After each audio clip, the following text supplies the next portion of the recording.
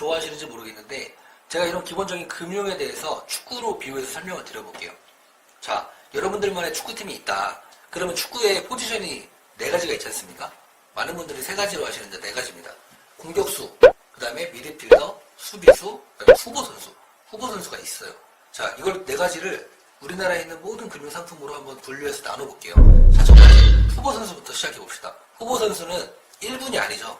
1군이 아닌 2군입니다. 2군. 어찌됐건 이 1군에 있는 선수들보다는 능력치도 떨어지고 피지컬도 떨어지고 어찌됐건 뭐가 좀 부족해요. 근데 이분들이 없으면 경기 자체 진행이 불가능합니다. 그쵸? 1군 선수들이 다쳤을 때 리플레이스로서 바로바로 대체해서 필드에 들어갈 수 있어야 원활한 경기 진행이 되거든요. 그래서 후보 선수가 정말 필요하다. 자, 그럼 생각해보세요. 이 후보 선수는 금융군에 있을 때 뭘까요? 우리나라가 3가지 금융업이 있죠. 금융은행업, 금융보험업, 금융증권업. 이 3가지가 있어요. 이 중에서 뭘까요? 은행이겠죠. 이자를 불리는 힘은 없어도 보관해준다는 거예요. 디파짓, 예치, 예금.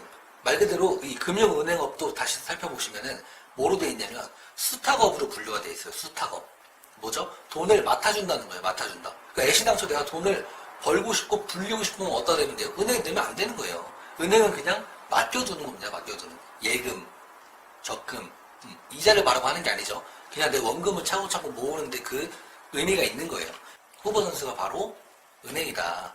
은행에서 이제 포함 취급하는 예금, 적금, 뭐 이런 상품들 있죠. 이런 것들을 가지고 바로 우리가 후보 선수라고 한다. 그리고 이 후보 선수 안에는 내가 갖고 있는 비상예비자금도 포함이 돼야 돼요. 비상예비자금이 뭐냐면 예를 들어서 내가 갖고 있는 돈, 내가 지금 통장에 갖고 있는 비상금. 근데 보통 비상금을 어떻게 책정하냐면요. 이 비상금을 내가 외벌이에요. 그럼 외벌이면 6개월치 급여를 갖고 있는 게 적정하다고 봐요. 내가 맞벌이야. 맞벌이면 3개월치 급여. 저 같은 경우는 월 급여가 대략 120에서 150이었으니까 제 통장에 얼마가 있어야 돼요? 못해도 900에서 1000만 원 정도는 통장에 갖고 있어야 되는 거예요. 그래야 기상 예비자금이 적절하게 좀 준비가 돼 있다라고 할 수 있는 거죠. 아시겠죠? 그 다음에 이제 후보 선수 끝났으니까 뭐 해야 됩니까? 수비수 채워야죠. 원래 순서가 아래서부터 위로 채우는 거예요. 왜 그럴까요? 이거 잠깐 말씀드리면 히니크 감독이 우리나라에 제일 먼저 오자마자 했던 게 뭐였냐면 우리나라에 오자마자 제일 먼저 뭐 공격수부터 찾은 게 아니에요. 전국 여기저기를 떠돌면서 후보 선수들, 2군 선수들, 상비군들부터 돌아다니면서 찾았고 그 다음에 수비수 찾았고요. 그 다음에 이제 박지성 같은 미드필더 찾고 마지막 뭐 송정국 뭐 이런 선수들, 안정환 이런 사람들처럼 스트라이커들은 가장 마지막으로 찾았어요.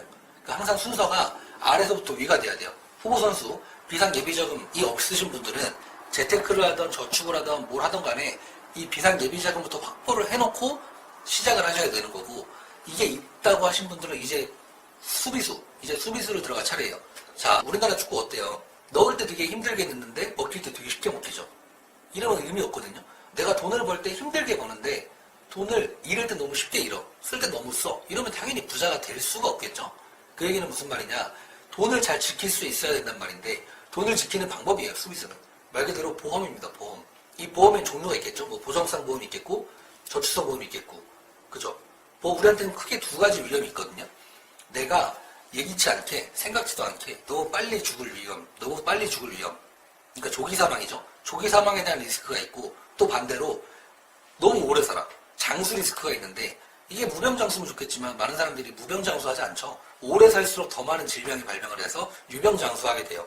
그죠? 옛날에는 뭐 50살이면 죽었지만 지금은 70, 80, 90, 100살 돼도 잘 살죠. 왜? 의료기술이 발전됨으로 인해서 웬만큼 아파도 다 고쳐내요. 근데 고쳐낼 걸 고쳐내고 계속해도 뭐가 발생돼요? 우리가 몰랐던 질병들, 뭐 합병증부터 진짜 뭐 별의별 신기한 그런 질병들이 더 생기고 있어요. 이것도 오래 살게 됨으로 현대의학이 발전되면서 같이 생긴 어떻게 보면 그런 부작용이라고 할 수 있죠. 그래서 말이 길었는데 수비수는 뭐다? 보험이다. 보장성 보험, 저축성 보험. 그 조기 사망에 대한 리스크를 흔히 말하는 종신보험이란 걸로 리스크 해칭을 해요. 왜? 내가 한 달 내고 죽어도 어찌됐건 사망보험은 보장되는 거고 내가 뭐 10년을 내다 죽어도 보장이 되는 거고 내가 뭐 20년 날 종신보험을 가입했어. 근데 말 그대로 종신보험은 만기가 없잖아요. 그래서 내가 80에 죽건 100에 죽건 120에 죽건 어찌됐건 내가 낸 보험료는 보험료 이상은 무조건 내가 수취할 수 있는 그런 구조가 돼 있기 때문에 보장성 보험은 종신보험으로 준비를 하시는 거죠. 이 안에는 뭐 실비 같은 것도 생명의 손해보험에 실손보험도 당연히 포함이 됩니다. 통칭해서 보장성 보험이라는 거예요. 그 다음에 저축성 보험, 현장정서에 대한 리스크. 내가 소득이 끊겨요. 경제활동기가 언제까지 유효하지 않잖아요. 내가 입사를 했으면 퇴사를 할 것이고, 입사해서 또 한 군데에서 30년, 40년 일하는 게 아니라 저처럼 전역하고 또 다른 직장을 구하고 또 다른 일을 하고 이렇게 할 수 있는 것처럼 내가 은퇴라는 게 꼭 60살, 65살에 오는 게 은퇴가 아닌 거거든요. 아니에요. 내가 지금 당장 퇴직했어. 또 어때요? 실질적인 은퇴 상태인 거예요. 왜? 경제활동을 하고 있지 않으니까. 그래서 우리는 항상 내 몸의 은퇴, 육신의 은퇴만 준비할 게 아니라 우리 경제적인 은퇴도 항상 꼭 준비를 하고 사셔야 돼요. 늙고 힘없는 나를 지켜줄 사람은요, 지금 바로 젊고 힘있는 지금의 나밖에 없어요. 늙어서 누가 도와주겠어요? 한번 생각해보세요, 여러분. 저희 몸짱걸레TV 여러분들도 부모님한테 용돈을 드리는 분도 있겠고, 안 드리는 분도 있겠지만, 아직까지 부모님한테 돈을 타 쓰시는 분들도 있을 거예요.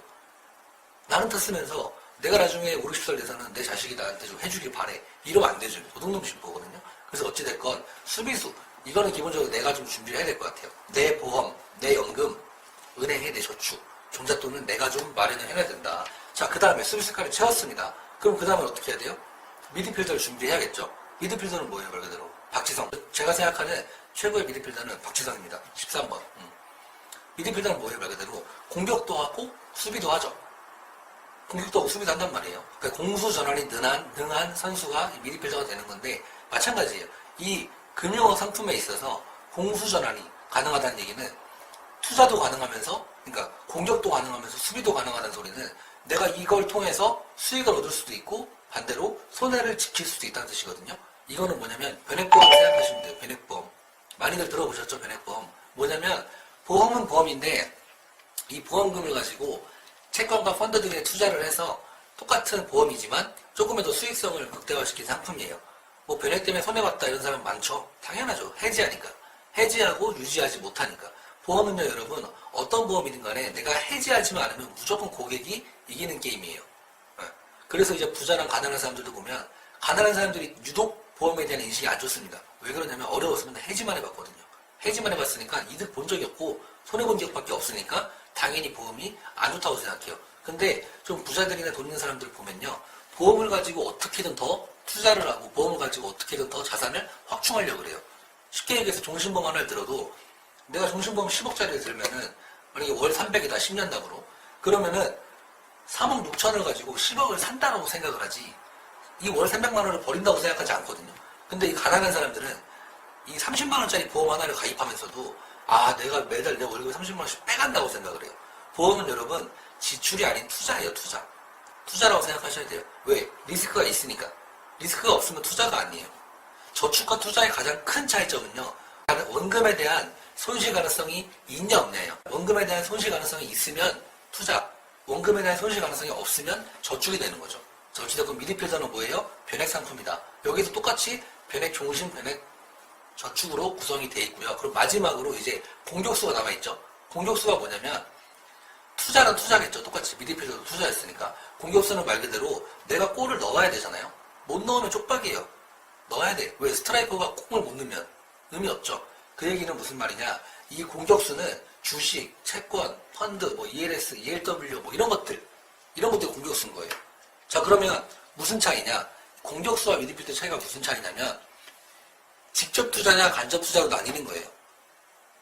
쉽게 설명드리면 직접 투자는 내가 종목을 선택할 수 있습니다. 주식을 사더라도 삼성전자, LG화학, 뭐 신라젠 뭐 이런 식으로 내가 주식을 직접 종목을 선택해서 살 수 있는 거고, 펀드도 마찬가지로 내가 직접 종목을 선택할 수가 있는 거예요. 근데 이제 아까 변액에 있던 것들은 내가 이미 선택되어진 펀드 그 구성들을 초이스하는 거지, 내가 종목 하나하나를 일일이 선택하는 것과는 다르다. 예를 들어서 변액보험에 있는 그런 펀드들은 어때요? 뭐 시스템 주식 성장형, 국내 채권형, 뭐 MMF형, 뭐 미국 달러 환율형, 뭐 여러 가지 종류가 있죠. 근데 이걸 내가 선택을 하면 그 안에 종목들이 이미 뭐예요? 포함이 되어 있기 때문에 좀 다른 거예요. 직접 투자랑 간접 투자. 당연히 뭐가 더 리스크가 있겠어요? 직접 투자가 당연히 더 리스크가 있겠죠. 근데 아까 초반에 제가 말씀드렸죠. 하이 리스크, 하이 리턴이라고. 그래서 이 밑에서 위로 올라갈수록, 밑에서부터 위로 가면 갈수록 리스크는 커지되 리턴 될 확률도 높아지는 겁니다. 그래서 중요한 건 뭐냐? 이게 축구팀도 공격만 잘하고 수비가 약하면 안 되죠. 미드필더만 강한데 또 스트라이커 약하면 안 되죠. 이 얘기는 무슨 말이냐면, 정리해드리면 이게 골고루 비율에 맞게끔 내가 준비를 하고 돈을 모아야지 이게 무너지지 않고 돈을 잘 모을 수 있다는 소리예요.